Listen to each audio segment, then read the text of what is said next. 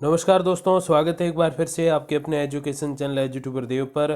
तो दोस्तों, रीट 2021 के संबंध में लगातार नित नए खुलासे हो रहे हैं और बाड़मेर ज़िले को जो है इसमें काफ़ी ज़्यादा बदनाम किया जा रहा है और उसके पीछे रीज़न है बाड़मेर के कुछ ऐसे लोग, बाड़मेर के कुछ ऐसे अभ्यर्थी, सरकारी कर्मचारी जिन्होंने ऐसा उल्टा कृत्य किया है। मैं इसको उल्टा कृत्य ही कहूँगा क्योंकि ये जो दोष होते हैं दोस्तों, जैसे कोई फर्जी अभ्यर्थी बिठाना, ब्लूटूथ से नकल करना, चप्पलों में ऐसे ब्लूटूथ लगाना या फिर ऐसे पेपर लीक करना, इनको मैं समझता हूँ कि थोड़ा सा एक कड़ा कानून बना के इनको जो है एक संगीन अपराध जो होते हैं हत्या वगैरह, उस लेवल में रखा जाना चाहिए। क्योंकि जैसे एक हत्या से उसके परिवार की, उसके माता पिता की, बच्चों की, पत्नी की और उस पर जो डिपेंड रहने वाले सभी लोगों की ज़िंदगी खराब होती है, ठीक वैसे ऐसे पेपर लीक से या फिर ऐसे नकल प्रकरण से एक नहीं बहुत सारे लोगों के जो है घर में एक ऐसा माहौल बन जाता है कि उनकी जो सारी मेहनत है वो बेकार हो जाती है। और आपको पता है, एक अभ्यर्थी के रूप में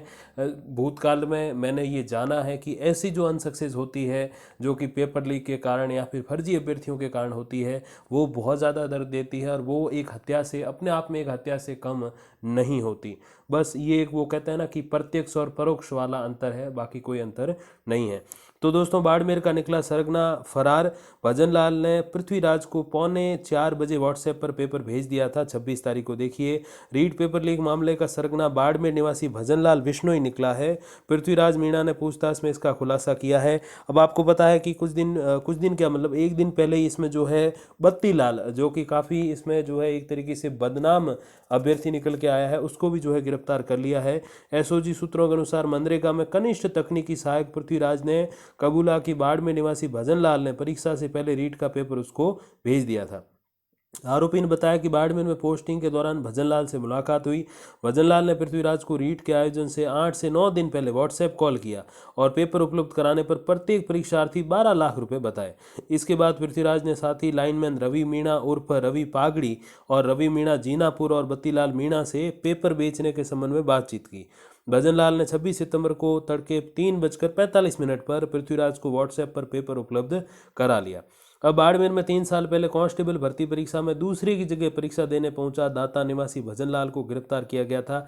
अब यहीं पे सबसे बड़ी गलती हो जाती है कि ऐसे अभ्यर्थियों को, जिनका गुनाह साबित हो जाता है, फिर भी अपना देश का जो कानून है इतना ढीला है, मैं ओरिजिनली वर्ड यूज़ कर रहा हूँ ढीला, क्योंकि ऐसे ही कानून के कारण ये अभ्यर्थी अब पकड़े गए। अब थोड़ा सा हुआ है अपने रीट का, 1 महीने 2 महीने 4 महीने निकलेंगे और सब कुछ शांत, और फिर से ये लोग वैसे ही तैयार हो जाएंगे जैसे रीट के टाइम हुए और फिर से एक एक नहीं, एक से ज़्यादा हज़ारों लाखों अभ्यर्थियों की मेहनत पर पानी फेरने को रेडी रहेंगे। तो मैं समझता हूँ इसमें कानून को भी थोड़ा कड़ा किए जाने की ज़रूरत है। अब देखिए, भजनलाल गैंग ने रीट पेपर ट्रेजरी शाखा और परीक्षा केंद्र के अंदर से लीक करवाया। पेपर लीक करने के मामले में दोनों में एक का शाखा प्रमुख के गिरोह में शामिल होने की आशंका जताई गई है।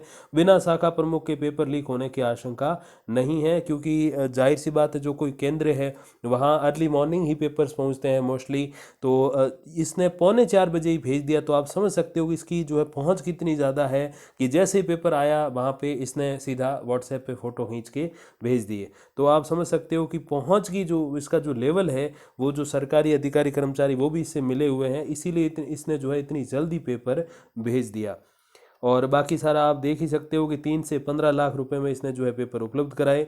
अब देखिए, काफ़ी सारे अभ्यर्थियों को, अभ्यर्थी तो नहीं कहूँगा, मैं कहूँ ये काफ़ी सारे ऐसे बदनाम लोग जिनको जो है अब रिमांड पर भी लिया गया है, क्योंकि एक अभ्यर्थी जो सही में जो अभ्यर्थी हैं वो ऐसा कृत्य कभी भी नहीं करेंगे।